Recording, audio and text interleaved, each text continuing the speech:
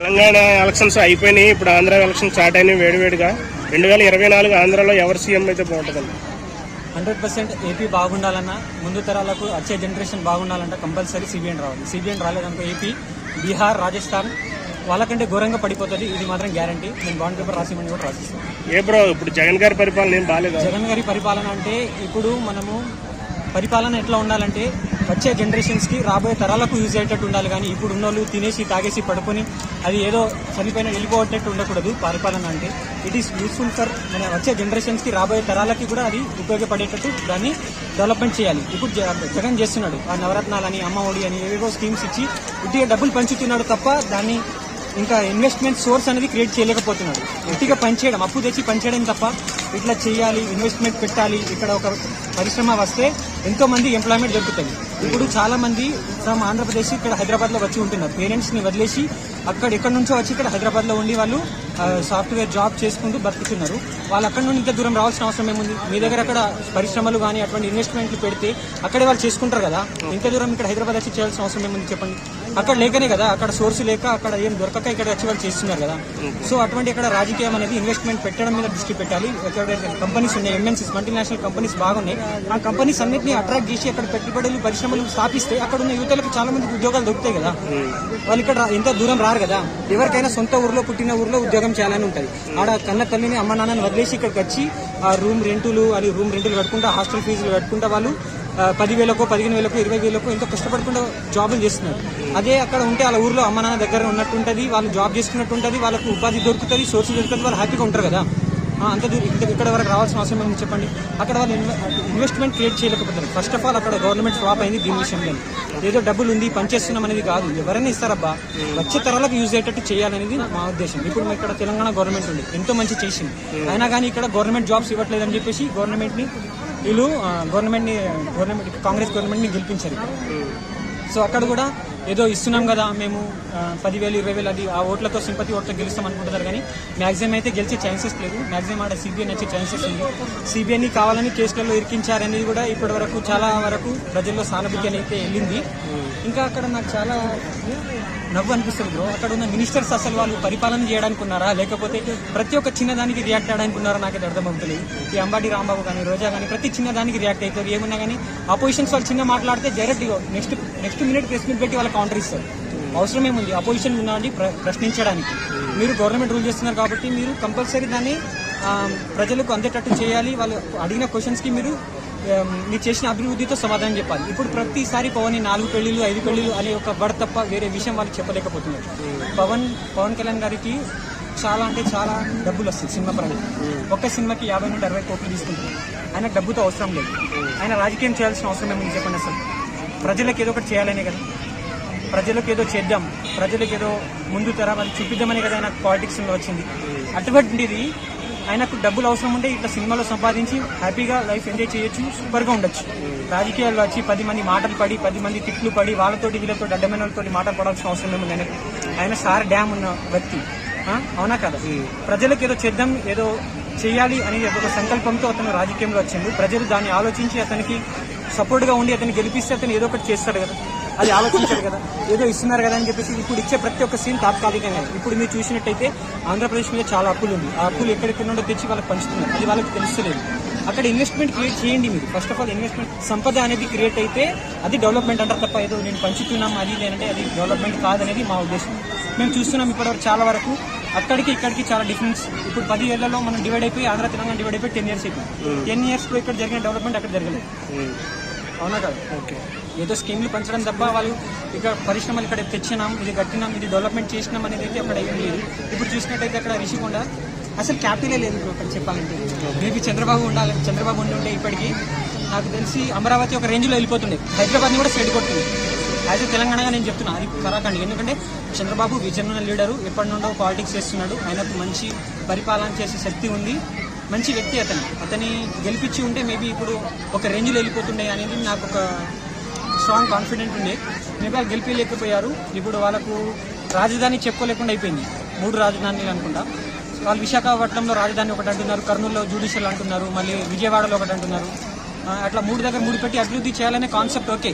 But ఎవరైనా ఇప్పుడు పెట్టుబడి పెట్టేటోళ్ళైనా కానీ ప్రజలకైనా కానీ ఏమనుకుంటారు, ఇప్పుడు హైదరాబాద్లో అన్ని జ్యుడిషియల్ అయినా కానీ అడ్మినిస్ట్రేషన్ అయినా కానీ ఇంకా లెజిస్లేటివ్ అన్ని మొత్తం హైదరాబాద్లో ఒకటే దగ్గర ఉంది.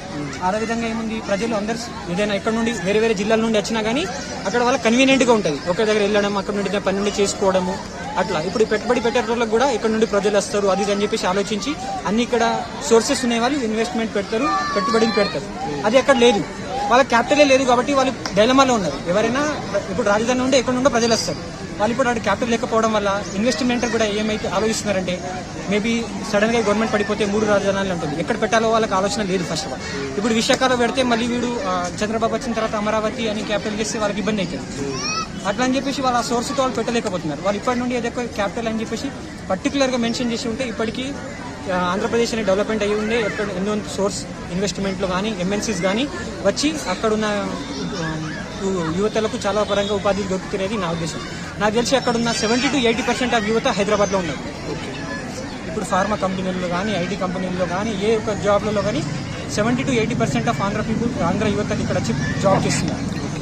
ఇప్పుడు 10 సంవత్సరాలు అవుతుంది రాష్ట్రం డివైడ్ అయ్యి, అయినా కానీ అక్కడ ఏ విధంగా డెవలప్మెంట్ జరగకపోవడం అనేది మీకు ఖచ్చితంగా అక్కడ ఉన్నటువంటి రాజకీయ నాయకుల వైఫల్యం తప్ప. అయితే రాష్ట్ర విభజన తర్వాత అక్కడ చంద్రబాబు నాయుడుకి హ్యూజ్ మెజారిటీతో గెలిపించారు. అక్కడ 5 సంవత్సరాలు ఆయన ఏమైనా చేశాడంటారా? 5 సంవత్సరాలు ఇప్పుడు షార్ట్ ఆఫ్ ది పీరియడ్. ఇప్పుడు తెలంగాణలో మాది కూడా ఫస్ట్ 5 ఇయర్స్లో ఏం కాలేదు.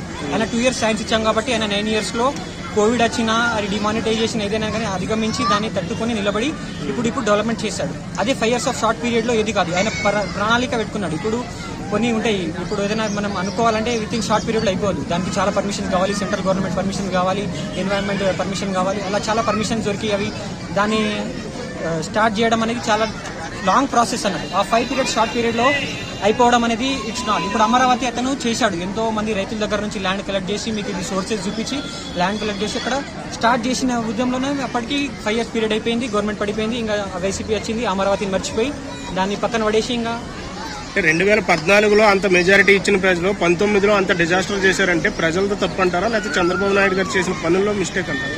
ఇప్పుడు ప్రజలు ఎట్లా అనుకుంటారంటే, ఇప్పుడు ఎవరైనా కానీ కొంతమంది ఏంటంటే ప్రజలు అంటే ఒకటే కాదు, కొంతమంది గవర్నమెంట్ పరంగా చూస్తారు, అడ్మినిస్ట్రేషన్ పరంగా చూస్తారు, కొంతమంది వెల్ఫేర్ పరంగా చూస్తారు, కొంతమంది అభివృద్ధి పరంగా చూస్తారు. ఈ మూడుట్లో ఏది లేకపోయినా కానీ గవర్నమెంట్కి నిందిస్తారు. ఇప్పుడు అడ్మినిస్ట్రేషన్ పరంగా చూసుకుంటే చంద్రబాబు ఇస్తే ఓకే, డెవలప్మెంట్ పరంగా కూడా ఓకే. ఇప్పుడు ఏ ఒక్కటి క్రియేట్ చేయకపోయినా కానీ గవర్నమెంట్ పడిపోయే అవకాశాలు ఉన్నాయి. మా దగ్గర ఇప్పుడు డెవలప్మెంట్ ఉంది, వెల్ఫేర్ స్కీమ్స్ బాగానే చేస్తాం మా తెలంగాణలో పోల్చుకుంటే, జస్ట్ కంపారిజన్ చేస్తాం.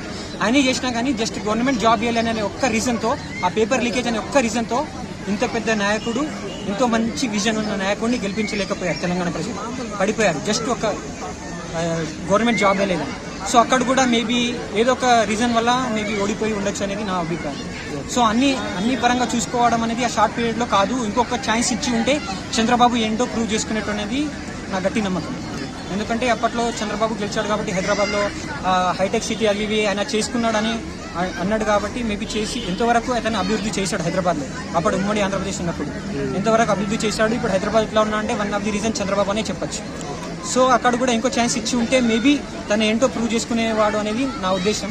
సో ప్రజలకు ఎట్లా అనిపించిందో, ప్రజలు అది డెమోక్రసీ అవి జరుగుతూనే ఉంటాయి, ఎవరికి ఎప్పుడు ఇవ్వాలి సీట్లు, ఎవరు ఎప్పుడు ఓడిపియాలనేది ప్రజల చేతుల్లో ఉండేది. ఇప్పుడు వాళ్ళు రియలైజ్ అయ్యారు, జగన్ ఒక్క ఛాన్స్ అన్నాడు కానీ ఒక్క ఛాన్స్ కదా, ఇప్పుడు నెక్స్ట్ నుంచి ఒక్క ఛాన్స్ అంటే అతన్ని తరిమి కొడతారనేది నా ఉద్దేశం. ఎందుకంటే అతను గెలిపేలేరు. ఇప్పుడు మాత్రం మ్యాక్సిమం వైసీపీ టీడీపీ జనసేన కూటమి గెలిచే మ్యాక్సిమం ఛాన్సెస్ అయితే ఉన్నాయి, లాస్ట్ వరకు అయితే చెప్పలేము. సో మ్యాక్సిమం ఆంధ్రప్రదేశ్ బాగుండాలన్నా, ఆంధ్రప్రదేశ్ అభివృద్ధి చెందాలన్నా, అక్కడున్న యువత వచ్చే తరాలకు బాగుపడాలన్నా సిబిఎన్ గెలవాలనేది యాజ్ ఎ స్ట్రాంగ్ నేనైతే కోరుకుంటున్నా యాజ్ ఎ తెలంగాణ. ఎందుకంటే ఇప్పుడు ఎవరైనా పక్క రాష్ట్రం కదా నాకేందని వదిలేసుకోవడం కాదు, ఏ రాష్ట్రమైన ప్రజలే, ఏ రాష్ట్రమైనా కానీ అక్కడ ఉండేటి వాళ్ళు అమ్మ నాన్న అక్కడ అందరు కలిసికట్టుగా ఉంటారు కాబట్టి ఏ రాష్ట్రమైనా బాగుండాలనేది నేను యాజ్ ఏ తెలంగాణగా నేను కోరుకుంటున్నాను. ఇప్పుడు బీహార్ చూసినా కానీ వాళ్ళు పూర్గా ఉంటారు, ఎంప్లాయ్మెంట్గా ఏది చూసినా వాళ్ళు అట్లా దిగజారి స్థితికి మనం రాకూడదు అనేది నా ఉద్దేశం. యాజ్ ఏ తెలుగు స్టేట్గా, తెలుగు రైతులుగా మన ఆంధ్ర కూడా డెవలప్మెంట్ కావాలి, నంబర్ 1 పొజిషన్లో ఉండాలి. ఇండియా 28 states 9 యూనియన్ టెరిటరీస్లో వన్ ఆఫ్ ది ఫస్ట్ స్టేట్గా తెలంగాణ, ఆంధ్రప్రదేశ్ ఉండాలని నేను స్ట్రాంగ్గా కోరుకుంటాను. యాజ్ ఏ పొలిటీషియన్గా పవన్ కళ్యాణ్ గురించి ఏమంటారు? యాజ్ ఏ పొలిటీషియన్గా పవన్ కళ్యాణ్ గారు అతను చేయాల్సింది చాలా చేస్తున్నాడు. ప్రజలకి అప్రోచ్ అయ్యే విధంగా కూడా బాగానే అప్రోచ్ అవుతున్నారు. ప్రజలు అతని ఉన్న ఏదైతే ఫ్యాన్ ఫాలోయింగ్ ఉందో, అతనికి ఉండే ఏదైతే స్టార్డమ్ ఉందో అది ఓటుగా కన్వర్ట్ చేయలేకపోతున్నారు. అక్కడ ఎందుకు విఫలమవుతున్నారు అనేది మేబీ మ్యాక్సిమం అయితే తెలియలేకపోతుంది. బట్ మేబీ ఇంకా అతనికి చాలా ఫాలోయింగ్ ఉంది. అతను రాజకీయాల్లో వస్తే మంచి చేస్తాడని అయితే కాన్ఫిడెన్స్ స్ట్రాంగ్ ఉంది. ఆయన డబ్బులు సంపాదించాలనే ఉద్దేశంతో అయితే రాజకీయంలో రాలేడనేది నేను నమ్ముతాను. ఎందుకంటే అతనికి ఇప్పుడు ఏ సినిమా తీసినా 50 to 60 crores ఆఫ్ రెమ్యునేషన్ ఉంది. ఒక మనిషి బతకడానికి ఏముందబ్బా, ఒక కోటి ఉంటే చాలు. కోటి ఏంది, 1 లక్షలు ఉంటే కూడా చాలు. ఒక 20,000 30,000 శాలరీ వచ్చేటోళ్ళు కూడా హ్యాపీగా బతుకుతున్నారు.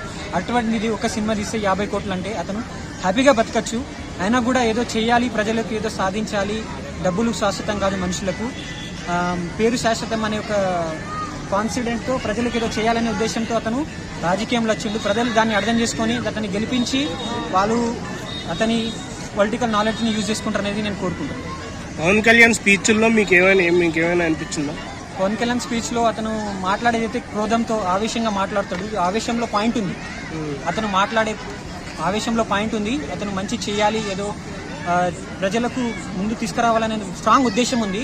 అది ప్రజలు అర్థం చేసుకోలేకపోతున్నారు. కానీ అంటే ఆవేశం బాగా ఎక్కువైంది కొంచెం అని చెప్పేసి అంటున్నారు. అదే ఇప్పుడు ఎవరికైనా ఉంటుంది. ఇప్పుడు ఇప్పుడు అతను ఆంధ్రప్రదేశ్ సిటిజన్ కాబట్టి, ఆంధ్రప్రదేశ్ పౌరుడు కాబట్టి అతని గవర్నమెంట్ ఇప్పుడు ప్రజాస్వామ్యం అన్నప్పుడు గవర్నమెంట్ అవకాశం ఇచ్చింది. అతను కూడా ఓటేశాడు, అతను కూడా అక్కడ ఉన్న లీడరే కాబట్టి అతని రాష్ట్రం బాగుపడలేకపోతుంది, రాష్ట్రం దిగజారిపోతుంది, అన్నింటిలో కిందకి వెళ్ళిపోతుంది అనే ఒక ఆవేశంతో మాట్లాడుతున్నాడే తప్ప ఏదో జగన్ మీద కోపంతోనో జగన్ మీద ఇదితో కాదు మాట్లాడుతున్నాడు. ఎవరికైనా ఉంటుంది. ఇప్పుడు స్ట్రాంగ్లీగా మన సిటిజన్ గా మన గవర్నమెంట్ బాగుండాలి, మనకు మంచి చేయాలనే ఉద్దేశంతోనే ఎవరైనా గెలిపిస్తారు. వాళ్ళు మంచి చేయకుండా పరిపాలన గాలికి వదిలేసి ఇష్టం వచ్చినట్టు మేము అరాచకాలు ఇష్టం వచ్చినట్టు సృష్టిస్తామంటే ఎవరు ఊరుకోరు కదా. ఎవరికైనా కోపం ఉంటుంది. సో 2024 సిపిఎం చంద్రబాబు ప్రభుత్వం వస్తే బాగుంటుంది. ఎస్, కంపల్సరీ జనసేన టీడీపీ కూటమి గెలిస్తే బాగుంటుందని నేను. Thank you.